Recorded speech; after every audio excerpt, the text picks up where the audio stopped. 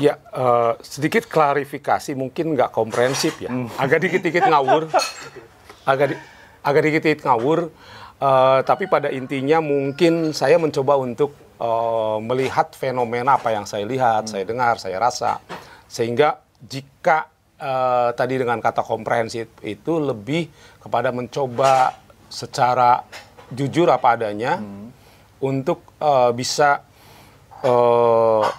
baik melihat, kemudian mendiskusikan, mengomunikasikan, dan kalau memang perlu ya sampai kepada ada implementasinya. Nah, terkait dengan literasi seperti apakah, pertanyaan besarnya apakah dibutuhkan sebuah penerbitan, saya pikir mungkin pertanyaan itu lebih tepatnya sejauh mana sebuah penerbitan mempunyai kans untuk memberikan sesuatu yang bernilai untuk masyarakat Subang pada umumnya, atau minimal dalam hal literasi.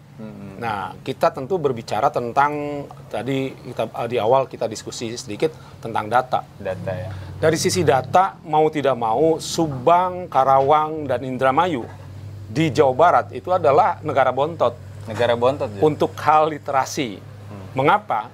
Saya mungkin bisa narik panjang kalau dari sisi demografi dan dari sisi geografis. Misalnya, Subang, Karawang, Indramayu adalah lumbung padi. Lumbung padi ya. Nah, ternyata menjadi lumbung padi itu tidak ada kompensasi untuk kemudian mendongkrak korban-korban yang berada di lumbung padi. Karena apa? Karena nisbah ekonomi lumbung padi itu sebenarnya adalah bagaimana menyiapkan sumber daya nutrisi, khususnya pangan, untuk orang di kota dan industri yang murah. Sehingga pengorbanan itu tidak pernah terkompensasi misalnya dengan membangun pendidikan secara serius. Maka tingkat pendidikan misalnya dari 3 IPM, kemudian kesehatan, kemudian juga dari sisi daya beli, paling bontot adalah pendidikan. Jadi kalau bicara literasi, maka erat kaitannya berarti ya. Pertama erat kaitannya, kedua ini harus benar-benar serius. Nah, kalau bicara peluangnya saat ini kita juga mempunyai potensi untuk tidak lagi menjadi lumbung padi. Karena industrialisasi sudah ada di Subang dan Karawang. Saya pikir itu di awal, dari awal itu kita bisa akan berangkat kepada diskusi yang lain, Kang Izet. Iya, benar. Berarti mau tidak mau pengelolaan SDM ke depan memang harus lebih diperhatikan ya Bang ya? Iya, artinya sumber daya manusia. Lalu kalau kita berbicara siapa aktor untuk bisa mendongkrak ini. Peluangnya ada, misalnya pelabuhan yang akan dibangun di Patimban. Kemudian juga jalan tol yang akan mempunyai 4 interchange di Kabupaten Subang. Kemudian industrialisasi yang sudah mencoba untuk masuk ke Subang.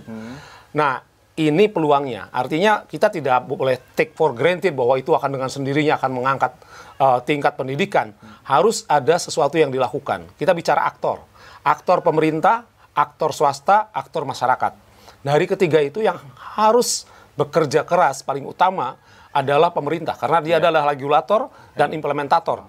Nah, dalam hal inilah saya harus mengkritik bahwa kita belum siap dalam hal pemerintah untuk mempersiapkan menjadi aktor yang menjadi inspirator dan penguat pendidikan dan literasi. Itu ya, paling pokok berarti di pemerintahan ya.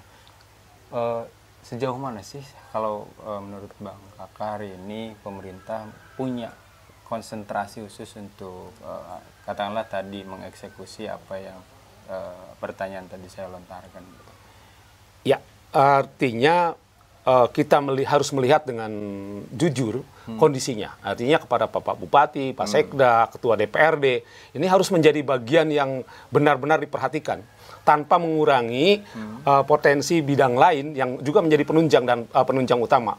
Nah, terkait dengan sumber daya pendidikan, yang paling lemah justru dalam hal sumber daya manusianya. Termasuk di dinas pendidikan dan di tenaga guru dan kependidikan dan sumber daya di lembaga pendidikan. Sekolah-sekolah, tingkat SD, SLTP, SLTA, bahkan sampai perguruan tinggi. Ini memerlukan sebuah penataan ulang yang agak radikal. Dan ini harus punya keberanian. Keberaniannya didahului dengan mengakui secara jujur bahwa ada masalah. Itu starting point. Starting point-nya adalah ada masalah. Ada masalah. Misalnya, bicara tentang literasi, berapa sih angka literasi di Kabupaten Subang? Pernah ada penelitian di bawah 1% yang orang secara rutin dan benar-benar membaca buku yang memang relevan untuk kepentingan misalnya profesinya ataupun buku-buku umum yang bisa menunjang pengetahuan. Itu tahun berapa, Pak? Di 2007, saya 2007. Belum mendengar tentang ada penelitian lanjutannya. Artinya untuk penelitiannya pun karena memang tidak komersil, ini jadi problem. Sehingga kalau ditarik ke arah penerbitan buku, maka saya pikir penerbit buku ini harus baik secara masing-masing maupun kolaborasi, itu menarik pemerintah, mendorong pemerintah mengadvokasi. Jadi berat ya, penerbit di Kabupaten Subang itu pertama harus hidup dengan sendirinya, kemudian harus dari pemasaran juga entah siapa yang mau membeli bukunya, pemerintahnya harus kita advokasi. Artinya harus mempunyai sumber daya yang cukup untuk energi yang cukup, menginspirasi, kemudian menjadi motor, kemudian mengadvokasi. Nah, advokasi pada kebijakan publik, baik aturan misalnya wajib untuk di sekolah saja, SMA, wajib untuk memberikan buku kenang-kenangan. Itu belum ada di kita, terbiasaan seperti itu. Kalau berkaitan sama gerakan literasi sekolah itu yang waktu itu sudah digalakkan gimana tuh? Ya, ini kembali kepada kebiasaan kita lebih kepada seremonial. Jadi yang namanya literasi itu kan bukan seremonial. Sesuatu yang harus menjadi satu dengan hati kita, menjadi satu dengan perilaku kita pada saat menjadi seremonial. Seakan-akan kita berliterasi hanya dengan membuat acara atau forum literasi atau diskusi literasi kemudian memamerkan buku. Itu seakan-akan hampir mirip dengan misalnya kita berusaha untuk berolahraga hanya menonton di TV, gitu kan, sambil duduk. Iya, udah komplit dan kemudian hanya melihat di TV orang lain olahraga atau melihat orang lain berenang, namun kemudian melihat orang lain main sepak bola, kita berteriak-teriak seakan-akan kita sudah berolahraga. Ya mirip seperti itu. Mohon maaf ini kondisinya memang seperti itu ya. Kondisinya seperti itu. Diakui. Dan itu dulu, jadi diakui dulu itu kondisinya baru kita berangkat. Nah, berangkat dari mana? Sumber daya manusia. Ya. Benahi sumber daya manusia di Dinas Pendidikan. Dinas Pendidikan, ya kebetulan Kepala Dinasnya baru, Pak Tatang. Saya pikir Pak Tatang punya energi yang bisa untuk melakukan itu. Nah, kemudian setelah itu juga membersihkan residu-residu Dinas Pendidikan. Jadi, mohon maaf kalau pendidikan hanya berbicara proyek, maka selesai sudah. Sementara pendidikan itu adalah membangun sumber daya manusia yang dari sikap, pikir, perilaku. Jadi bukan hanya dari sisi bangunannya, kita masih berpikir tentang infrastruktur. Iya. Misalnya SMP, apakah seluruh SMP di Kabupaten Subang itu sudah bisa menampung negeri ya, menampung seluruh peserta didik yang usianya ada SLTP? Ini masih belum. Kita masih jomplang hanya sekitar 60-70% pendidikan SD yang lulus itu masuk ke SMP. SMA lebih kecil lagi. Artinya bahwa ada 30% lebih yang saya pikir tidak tertampung. Dan mereka menjadi idle capacity berkaitan dengan literasi. Iya, benar. Berarti cukup besar ya dikaitkan dengan korelasinya ya. Ada literasi yang bagus dari pemenang Nobel tahun 2014 yang mengambil survei di Indonesia. Survei itu kalau dibuat pendek, judulnya adalah The Miracle of SD Impress.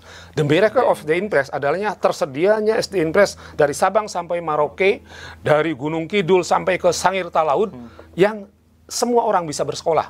Mau bagaimanapun kondisinya bisa bersekolah. Dan itu membuat bangsa Indonesia saat ini mampu berdemokrasi secara lebih ajak dibandingkan negara yang tidak punya Miracle of SD Impress. Nah, bayangkan kalau dari Pak Harto turun kemudian dilanjutkan 20 tahun kita setelah reformasi, nggak sampai yang namanya SMP Impress terlaksana. Seluruh anak peserta didik mau di manapun beradanya, kalau Subang sederhana lah, dari Compreng sampai Siwalan lah. Lihat di Siwalan, masih banyak yang lulus SD nggak bisa masuk SMP misalnya. Ini kan di negara, di Jawa gitu kan, kemudian di dekat dengan Jakarta, jalan tolnya hanya 1 jam lebih, tapi kemudian di Sawalan sana, itu ada sekolah yang gurunya satu orang, satu SD. Dia juga kepala sekolah, dia juga ngajar di sana, kemudian dia juga sebagai TU-nya, dia juga adalah sebagai office boy. Luar biasa ya. Bagaimana dari sisi literasi? Ya, benar-benar. itu juga harus kita advokasi lah ya Bang ya. Iya, artinya tentu kita sebuah penerbitan tidak bisa mengadvokasi dari ujung gunung sampai ujung laut. Itu urusan bupati. Bupatinya yang harus bekerja, kepala dinasnya yang harus bekerja, kemudian semua kabin-kabinnya yang harus bekerja. Kemudian ada tenaga-tenaga yang sekarang masih segar, saya pikir, penggerak tenaga guru dan tenaga pendidikan. Saya pikir mereka juga harus bekerja. Serius lah. Dan saya ingin menantang saja sampai Pak Rohimat ini selesai masa jabatannya 3-4 tahun lagi. The miracle of SMP Inpres terjadi di Kabupaten Subang. Sehingga kalau miracle of SMP Inpres selesai, itu penduduk Subang sudah bukan hanya calistung, tapi kemampuan logika dasar. Pada saat calistung, itu sederhana. Apa yang terjadi pada seseorang pada saat dia selesai calistung, apapun imbauan dari tokoh masyarakat, tokoh agama, tokoh pemerintahan tidak akan didengar kalau perutnya itu terancam. Itu calistung. Saya ngitung dulu. Tapi kalau logika dasar, itu bukan itu. Dia mampu untuk mempertahankan logikanya agar hidup bersama dan hidup keluarganya lebih baik. Iya benar. Berarti tadi kalau starting pointnya mengakui permasalahan, apa saja yang di Subang lah ya, di wilayah literasi, lalu kemudian tahapan selanjutnya adalah tentu saja di situ nanti kita akan ada evaluasi. Dari evaluasi, artinya evaluasi adalah merupakan evaluasi kebijakan. Setelah evaluasi kebijakan, baru kemudian masa depan kebijakan. Di tengah-tengah antara evaluasi kebijakan dan masa depan kebijakan adalah perumusan kebijakan. Nah, langkah ini sudah harus bisa dilakukan. Jadi evaluasi kebijakan, perumusan kebijakan, dan masa depan kebijakan. Dari masa depan kebijakan kita akan melihat Subang akan seperti apa. Nah, akan dengan lebih mudah dibandingkan kalau sporadis tanpa ada sebuah program grand design tentang literasi di Kabupaten Subang dengan melihat secara utuh bagaimana evaluasi kebijakan, bagaimana perumusan kebijakan, dan bagaimana masa depan kebijakan. Tapi langkahnya memang dari evaluasi kemudian masa depan. Karena kita melihat masa depannya baru kita rumuskan kebijakannya. Jadi ada ada signifikansi yang jelas. Ya, betul. Jadi kita tahu apa yang akan, misalnya ya tadi kita tantang agar the miracle of SMP, apapun namanya, Inpres atau instruksi bupati, selesai dulu. Sehingga tidak ada satupun sekolah negeri yang menolak siswa yang mau sekolah di situ. Dan ada sedikit ini juga untuk literasi, ada sedikit salah kaprah misalnya, kita lebih cenderung membuat sekolah-sekolah SMP favorit. Itu sebenarnya SMP favorit itu seperti kebijakan kereta api. Kebijakan kereta api itu kereta apinya bersih, kereta apinya bagus, tetapi membuang orang miskin dari gerbong. Jangan sampai kita membuang orang miskin dari ruang kelas. Itu yang harus dilakukan oleh negara. Iya benar. Jadi memang harus diperhatikan di wilayah fundamental banget ya Bang. Ya, sesuatu yang sangat fundamental sebelum semuanya berubah. Begitu terjadi perubahan digitalisasi di abad 21, maka yang terjadi bukan eksploitasi lagi. Tetapi apakah sebuah negara akan relevan atau tidak relevan di abad 21? Apakah seseorang atau sebuah komunitas Kabupaten Subang relevan menjadi daerah yang layak untuk hidup di abad 21 atau menjadi tidak relevan? Tidak relevan bukan berarti meninggal dan tidak dieksploitasi, tetapi dia akan tidak relevan saja untuk hidup. Tidak tahu literasi, mengalami kemiskinan digital, otomatis mengalami kemiskinan lainnya. Ya tadi, kalau misalkan istilahnya berawal dari seberapa pentingkah ya, sejauh manakah penerbitan di Subang, pada akhirnya ini berdampak luas lah Bang. Iya, betul. Berdampak luas pada semua segmen, terutama di wilayah pendidikan. Tadi juga sudah ditawarkan bagaimana langkah-langkahnya lah ya, proseduralnya, dari evaluasi sampai perumusan hingga pada akhirnya eksekusinya seperti apa. Nah, ini pertanyaannya sederhana gitu Bang. Memungkinkan tidak sih pemerintahan daerah sadar akan ini, lalu kemudian istilahnya memberikan konsentrasi penuh untuk menyelesaikan ataupun menuntaskan apa yang tadi sudah disampaikan oleh Bang Kakak? Pertama, bahwa Subang memang bagian dari Jawa Barat. Kedua, Subang juga bagian daripada Indonesia. Bahkan secara keseluruhan kita ini sudah terpengaruh oleh digital secara internasional. Misalnya porsi iklan untuk keseluruhan itu yang digital udah 2/3 dibandingkan yang konvensional. Konvensional dibagi-bagi oleh TV nasional sampai kepada koran-koran kecil di daerah. Artinya bahwa dunia digital itu semakin besar dan semakin monopolistik. Nah, di tengah-tengah itu memungkinkan nggak Kabupaten Subang? Tinggal political will. Political will memungkinkan nggak misalnya dari penerbitan itu akhirnya penerbitan ini juga harus mempunyai bukan sekedar advokasi, tetapi juga mampu untuk meneropong apa yang dibutuhkan di masa depan. Ya seperti yang dilakukan sekarang dengan sharing hal-hal yang paling penting terkait dengan literasi, terkait dengan penerbitan, maka ini akan menimbulkan semacam kolaborasi di antara komponen-komponennya, karena saat ini tidak ada yang sesuatu yang bisa dilakukan sendiri. Semuanya harus berkolaborasi, pemerintah berkolaborasi, dan juga menempatkan swasta pada posisinya. CSR-nya harus ditagih sedemikian rupa sehingga jatuhnya itu bukan menjadi iklan, tetapi menjadi masuk. Apakah kemudian harus mencetak buku-buku yang memang dibutuhkan, maka dibutuhkan riset. Riset buku apa yang dibutuhkan untuk semakin meningkat dari yang ringan, sedang-sedang sampai buku yang benar-benar serius, buku teknik, buku-buku tentang yang teoritis, dan membangun kolaborasi dengan riset-riset. Nah, itu yang tentu bukan pekerjaan semalam ya, diperlukan proses panjang, tetapi sepanjang langkah itu dimulai dari langkah-langkah awal yang tentu saja mempunyai tujuan yang jelas, itu akan lebih mudah dibandingkan tidak melangkah atau ngawur sama sekali. Iya, benar. Tidak melangkah atau ngawur sama sekali. Unik itu, unik. Saya jadi teringat apa yang disampaikan Justin Gardner dalam buku Dunia Soku, bahwa jikalau kita tidak memanfaatkan akal dalam hidup kita, walaupun istilahnya panjang waktu, itu kiranya hidupnya akan cuma-cuma gitu. Nah, inilah bisa tidak saya memposisikan bahwa penerbitan juga seperti itu gitu kan, bahwa penerbitan ini juga istilahnya dapur keilmuan yang bisa menuntaskan semua permasalahan, khususnya di Subang lah gitu. Jadi kita harus melihat sejarah Indonesia dibuat imajinasi nation. Sebuah bangsa yang diimajinasikan. Kita mengatakan bahwa saudaraku wahai engkau orang Papua, saudaraku engkau orang Aceh, kita di sini Jawa Barat misalnya, ketemu juga enggak. Tapi kita mengatakan mereka saudara. Artinya imajinasi sepanjang bisa kita lakukan dan kemudian serius kita kerjakan akan menghasilkan sesuatu. Saya ambil contoh sejarah Kompas, sejarah Tempo dan sebagainya. Andaikan tidak ada media-media besar yang kemudian mampu hidup pada zamannya dan menghidupi pemikiran-pemikiran pada zamannya, kemungkinan Indonesia akan berbeda. Sehingga terus-menerus untuk mengajak dan melemparkan ide-ide logika tadi yang logis, maka makin ke depan kehidupan makin logis, makin terterangi. Misalnya kalau dulu di daerah hutan gini, kita di pinggir hutan nih, itu orang takut karena apa? Gelap. Begitu dapat diterangi oleh lampu saja, orang sudah berani. Dan sudah tidak ada lagi namanya jin, setan, hodam, hodim, horamil itu kan. Nah, ini artinya kita semakin rasional. Tapi tentu saja tidak bisa diam, berhenti. Gak boleh stuck, terus-menerus. Karena pada dasarnya yang namanya logika dan rasionalitas itu dibangun dari tumpukan-tumpukan dialektika, pemikiran-pemikiran terus-menerus. Sehingga yang saya pikirkan, kalau dulu pernah lahir media-media besar yang menghidupi ilmu pengetahuan dan hidup dari ilmu pengetahuan, itu dasarnya logika. Sehingga kalau kita bicara pers, kita bicara pers harus mengedepankan akal sehat, harus mengedepankan ilmu pengetahuan, dan di atas ilmu pengetahuan itu pula lah saya pikir yang namanya penerbitan harus dibangun. Sehingga penerbitan ke depan itu tidak lagi hanya seperti toko buku, tidak lagi hanya menerbitkan, tetapi menghasilkan ide-ide, gagasan-gagasan yang membumi, yang kemudian mampu untuk menjangkau masa depan.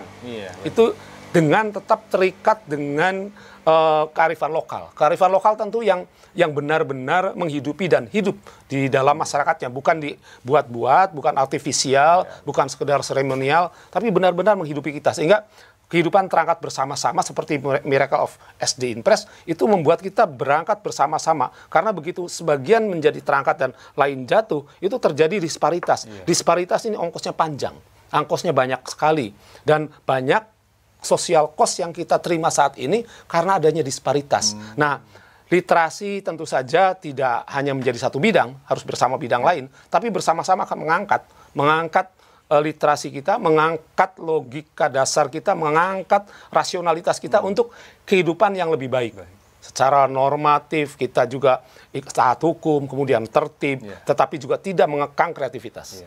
Itu yang diharapkan ya. Sederhana lagi pertanyaan.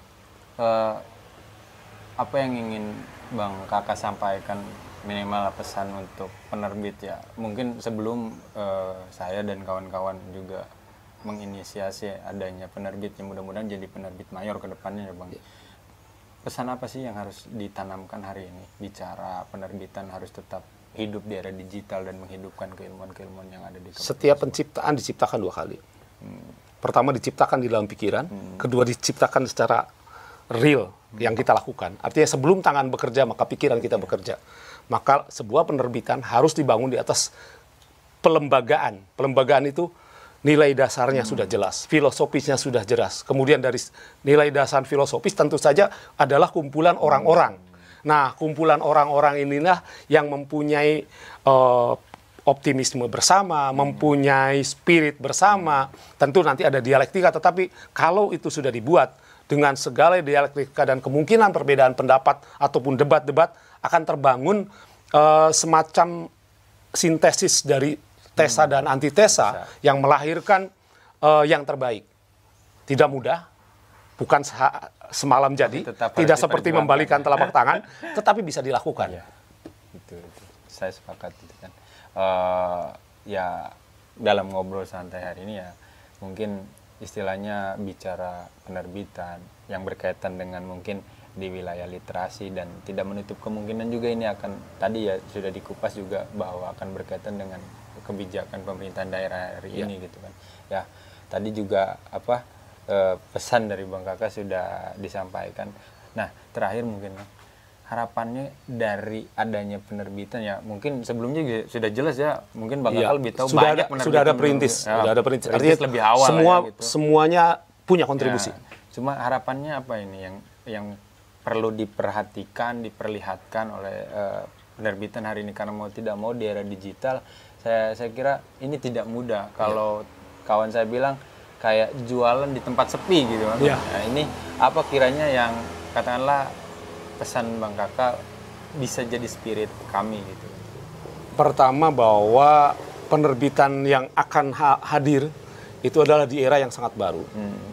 Yang kata Khalil Gibran di dalam mimpi pun dengan rambut saya yang putih itu tidak akan sampai.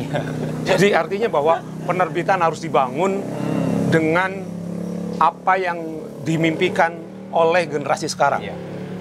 Bukan berarti tidak boleh menengok ke belakang, tetapi juga melihat jauh ke depan.